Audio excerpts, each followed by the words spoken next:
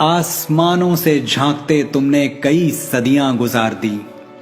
अब धरती को बना लो अपना धाम, घर आ जाओ राम। हमने रख दी है तुम्हारे भवन की आधारशिला, उसी अयोध्या में जहां तुमने जन्म लिया तुमको देवत्व मिला।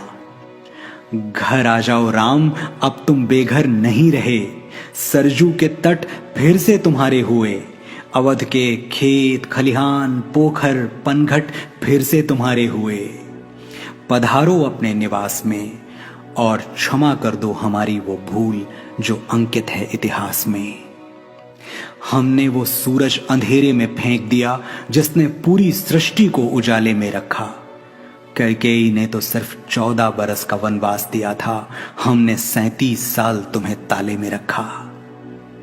और तुम्हें निर्वासित करके हमें मिला क्या? एक ऐसी दुनिया जहां खुली हवा में भी दम घुटे।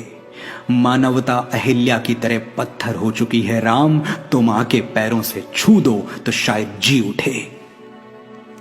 तुम तो सूर्यवंशी हो, हमें याद है तुम्हारा शौर्य तुम्हारा साहस। न्याय के हाथ में धनुष था एक और काटने के लिए अन्याय के सर थे 10। हे महानायक मर्यादा पुरुषोत्तम इक्ष्वाकु कुलभूषण, तुम्हारे बिना फीकी है अवध की शाम, घर आ जाओ राम। हम वचन देते हैं तन मन और प्राण से कि तुम्हारा घर बनाएंगे बड़े शौक और बड़ी शान से। दीवारें इतनी मजबूत कि भेदभाव का रावण भेद न पाए, दरवाजे इतने ऊंचे कि ऊंच नीच के दानों से लांघा न जाए। तुम्हारा शयन कक्ष वहां होगा जहां किसी बेबस की सिसकियां नींद में भी सुनाई दें, और तुम्हारी छत इतनी खुली होगी कि तीज का चंद्रमा और ईद का चांद दोनों दिखाई दें। तुम्हारी खिड़कियों पर बैठे परिंदे दोहराएंगे विश्व शांति की सरगम, और महल के प्रवेश द्वार पर लिखा होगा वसुधैव कुटुंबकम।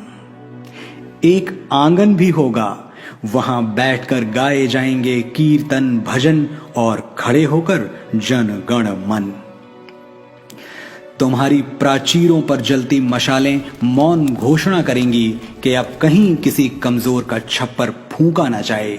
सीता की रसोई भरी होगी अनाज और अनुराग से, ताकि राम की चौखट से कोई भूखा ना जाए।